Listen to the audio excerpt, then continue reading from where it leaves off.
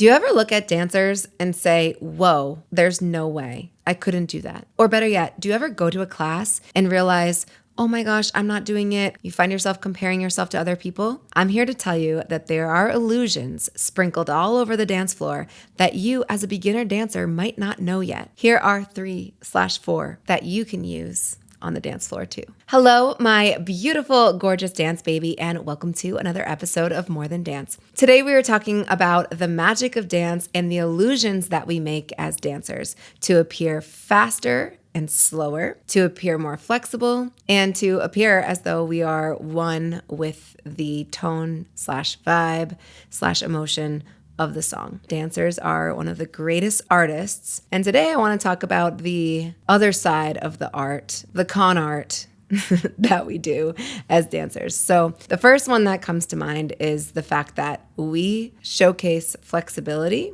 by using angles. So if you've ever said to yourself, well, I am not flexible enough, I could never dance because I don't have flexibility, it could be because you don't know how to change the angles of your legs to appear more flexible. So one of the things we do is we shift to our side. Another thing that we do is when we're doing a split, actually there's a funny little skit that I did on this on my Instagram. We lay on our stomachs to showcase flexibility. And another thing that we do is we straighten our legs as much as we can straighten them and we point our toes. And that accentuates our line and it gives the appearance of a longer length. The other thing that we do in terms of flexibility is we hinge from the hip. And so if we're lifting a leg and we hinge from the hip, it's going to be easier for us and just as wow for the audience. The next thing that we do is with our emotions. So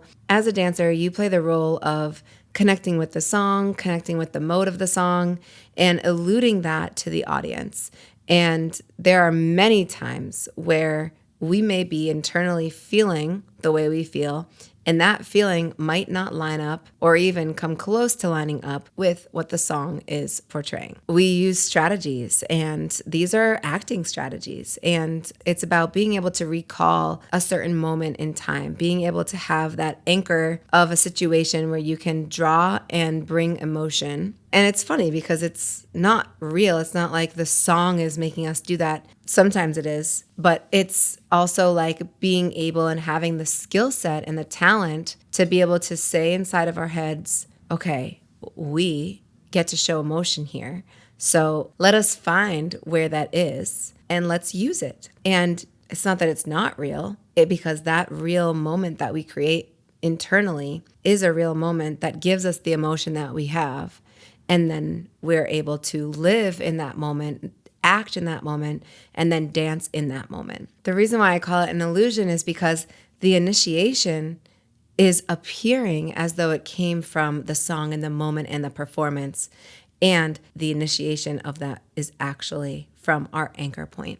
The next moment, and this one's really fun, is when we appear like we are changing tempos, making something faster or making something slower. Most often making something look like it's slower. So picture this really slow song. You're hearing that the song is elongated and smooth and maybe has some kind of sensual energy. And then you're watching the routine and you're seeing, wow, that is slow and that goes with the song so well. And then you come to learn that routine and it's fast. It's actually a really funny story. So when I first started teaching workshops, the first workshop I created was the twerk shop. And then I went into this workshop called Slow and Sexy. And it was like our strut class, but it was the slow and sexy edition. So it was everything sultry that we would do, except a little bit more spicy. People came to it, they were really excited about it, and soon we would laugh because it would feel like it was fast and sexy and not slow and sexy. And years of this workshop actually birthed our workshop called Tease, which is our slowest workshop and is what I think people were expecting when they took Slow and Sexy. It didn't dawn on me naturally that it was faster than what they thought. You know, I've been dancing my whole life, so I didn't really think of it as anything different. And when I explain this to you, you'll know exactly what I mean. So in dance, we have different dynamics. We have our fast and hard. We have our fast and soft. We have our slow and hard and our slow and soft. And a great choreographer knows how to mix those up, and it provides a different level of value to the audience. Things aren't as monotonous. So think about if you were in any other situation. I was just on the phone talking to my friend about design, and he was like, if something in a room is all one color, it's monochromatic and it gets a little boring. So picture that if you're watching a dance and there's no dance dynamics, there's one level, and I kind of like joke with my students, I'll demonstrate it as one dynamic the whole entire time. And it's boring. There is nothing to be left for wonder, and there's no surprises. And so when we go into adding our dynamics, not only is it adding a little bit of our style, because our style is going to be partly dynamics, but not all of it. It's also going to allow us to, in a way, change the pace of the music. We are magicians. We are maybe con artists. What it looks like is the dance is so slow, and we might be doing a move, and you might be in that move for, let's say, a count. It appears to the audience as if you're in that move for 3 counts, longer. And the way that we make that happen is by revving our engine. So we will rev and make something so fast within our transition to get to the move that we are staying in, that we want to make look longer. And then we will speed out of it. So instead of getting to the move, settling in, being in the move, settling out, we get to the move.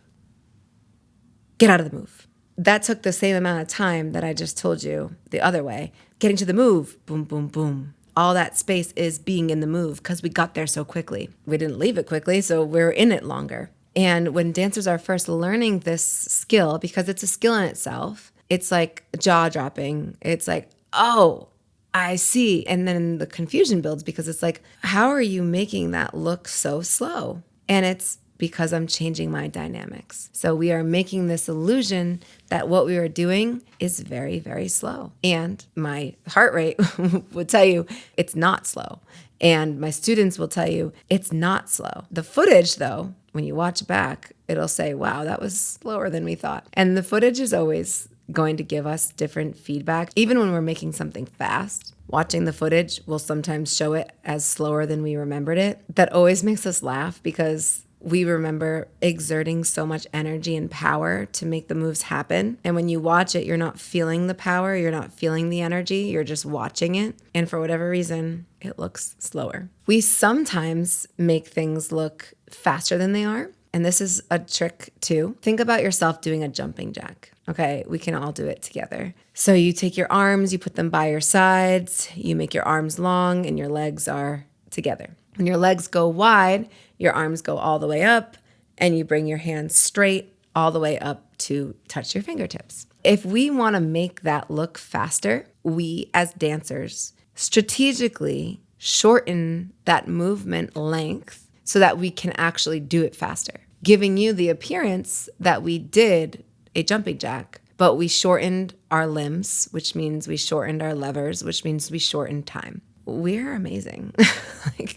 So instead of going all the way up, it would be we went all the way up and we're able to get there faster, then come down faster. Whereas when you're first learning dance, you might say, ooh, familiarity, that's a jumping jack. I know how to do that. And then you might do it the most elongated way that you know, not knowing the trick of if you pull your elbows back and you give the illusion that your arm is straight, it's so fast, no one will really catch it. So dance is a beautiful art, and it's actually a funny art. So if you're sitting there right now questioning yourself and wondering, I'm just not a dancer, I've never learned, I don't know, it's true. You haven't learned. And until you learn, I want you to avoid saying the word, I can't dance. I'm learning how to sew right now. And when I didn't know how to sew, I didn't know how to sew. But now that I'm learning, I do. So it's not fair for me to say that I could never be a sewer based off of the information that I had before I took lessons. Of course, like duh. Like of course I'm not a sewer because I'm not a sewer. Of course you're not a dancer because you're not a dancer yet. Like you haven't taken a lesson yet. You haven't tried to dance yet. You have to sign up first. So when you do sign up and you're taking classes, you're going to get little droplets of information and they're going to hit you and you're going to understand it maybe visually first and then maybe logically second. So I think right now, me even sharing this to some of my experienced dancers, they might know this, they might do this. And then I also think they might not even realize that they do it because it's such a deep, deep thought skill that only a person who's extracting dance would really pay attention to this like I am. And these are the kind of hacks, though, that you want to get from your teacher so that you can become a better dancer and so that you can not have to rely on flexibility and not have to rely on speed and not have to rely on only dynamics to make yourself a really great dancer, because there are so many options.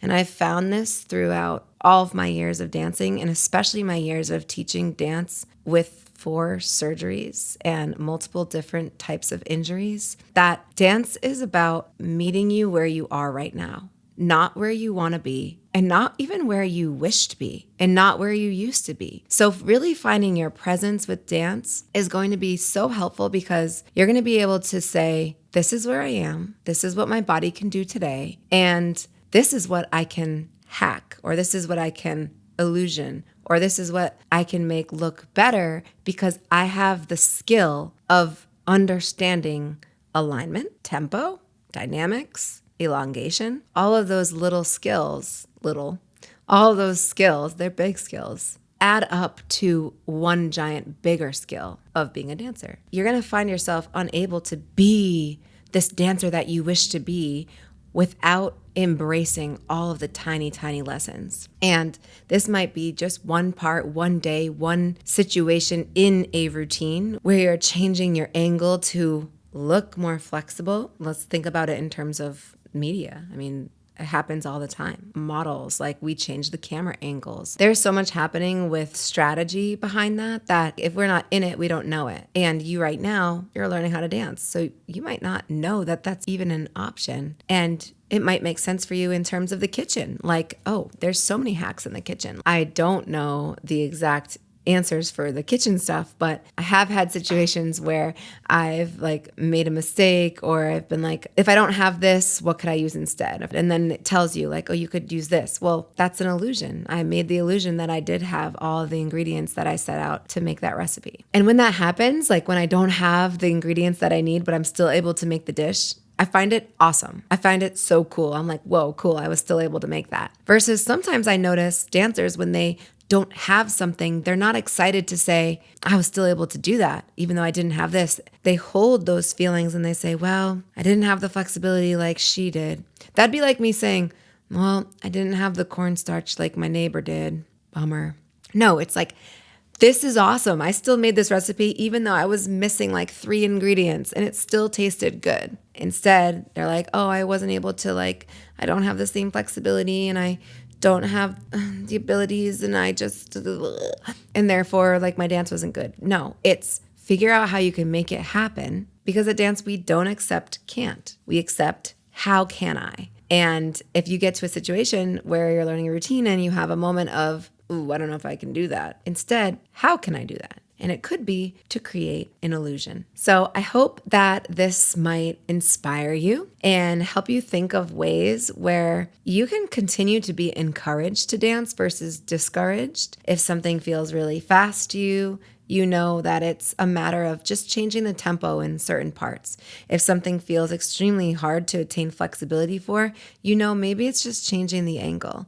If something feels really hard to find emotion to lean on, you know maybe it's just finding an emotion from someplace other than that exact dance from your life. And if something feels like you want it to be slower, you know you can change those tempos by using the skills we just talked about. And these illusions, they're not meant to be fake. I would say that there's 2 perspectives on this. There's this idea of a couple words that came up in my head while I was talking was the word fake and the word cheating it. And I don't think it's either one of those. And I think as you're taking this thought, I don't think it's a good idea to call it faking it or cheating it, because it's real at the end of the day. The angle is a real angle, and the emotion is a real emotion, and the speed is the real speed. And also that goes hand in hand with the phrase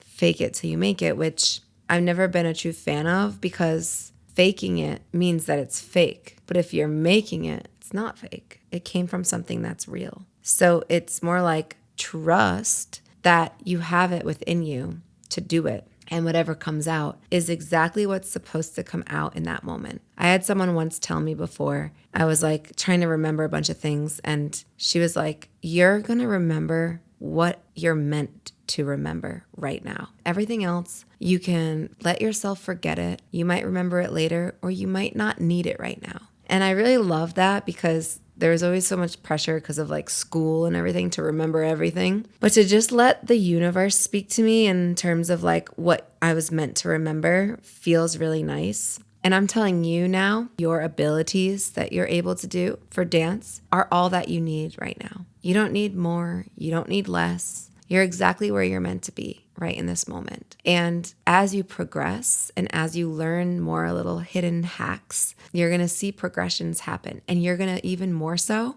see light bulb moments where you're like, oh, I understand that. In fact, one of my students last night had a light bulb moment that was really cool to see. You just watch it make sense.